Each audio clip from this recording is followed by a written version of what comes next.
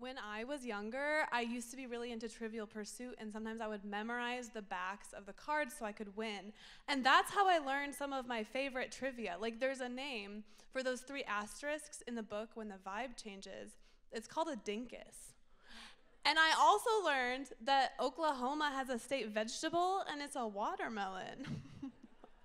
I've always really liked trivia precisely because it's information that carries no responsibility at all. If you forget the information that's going to be on your test or your mom's birthday, you might have consequences, but you never have a test on state vegetables. It's learning that's just for fun. I've always been pretty curious. I graduated in 2022, and my favorite parts of my neuroscience classes were not necessarily the nitty-gritty physiology. I really liked the funnier stuff, like the protein and limb development named after Sonic the Hedgehog.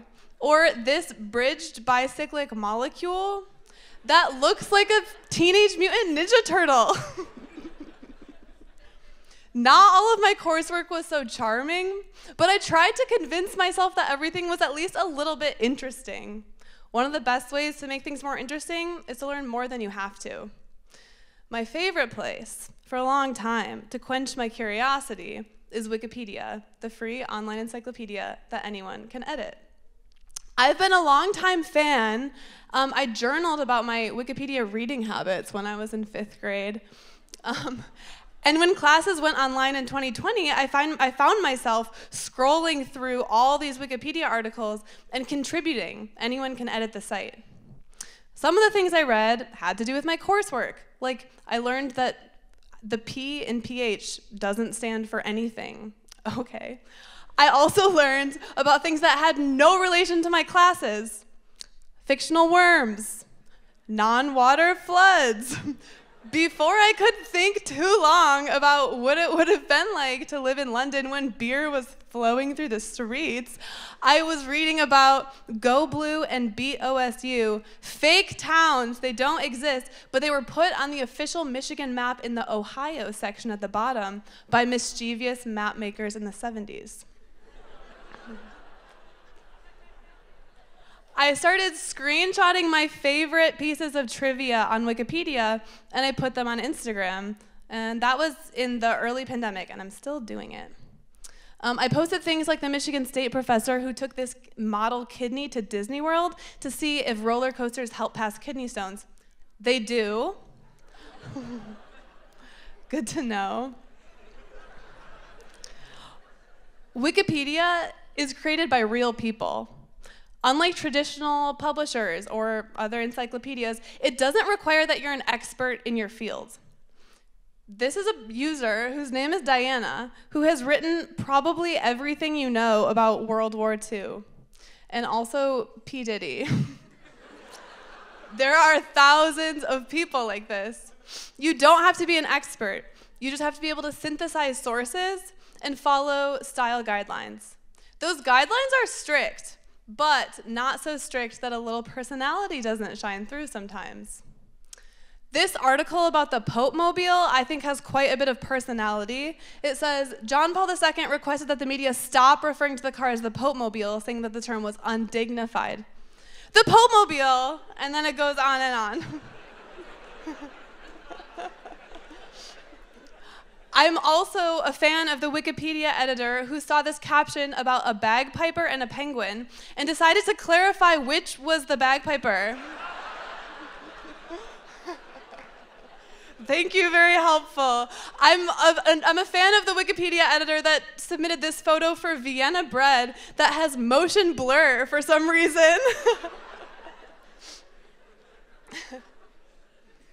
Wikipedia sometimes feels infinite. And I'm sure you've heard warnings that it's not perfect. Maybe your 7th grade teacher said, don't use Wikipedia, anyone can edit it. And it's true that there is some misinformation and disinformation on the site.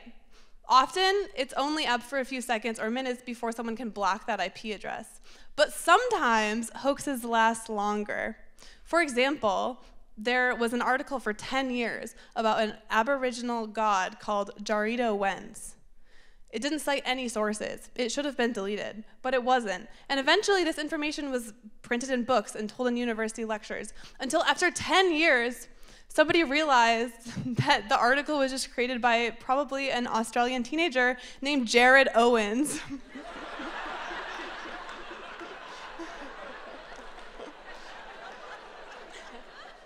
So Wikipedia is not perfect, but studies have shown time and time again that it contains fewer factual inaccuracies than Encyclopedia Britannica, and I think that's really impressive.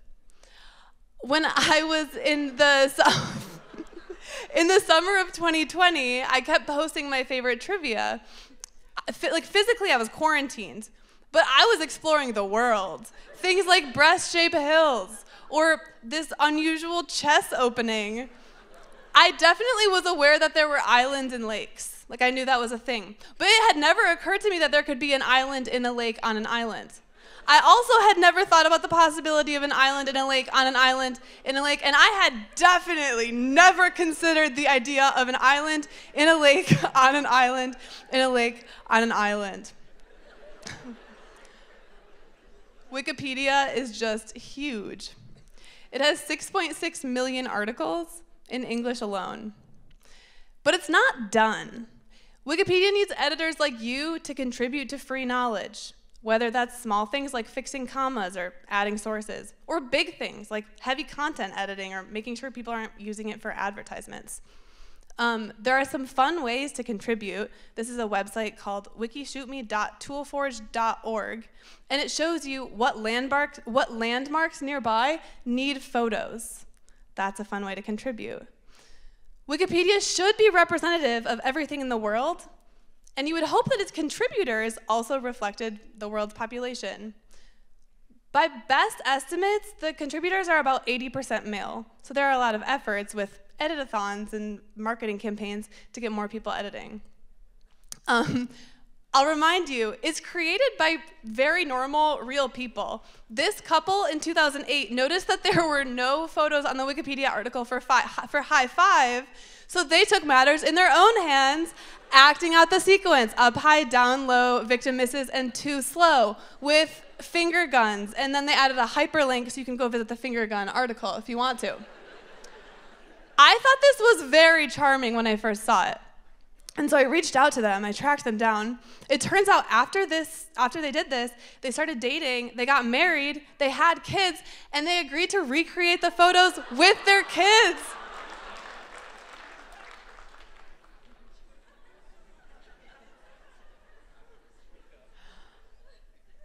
So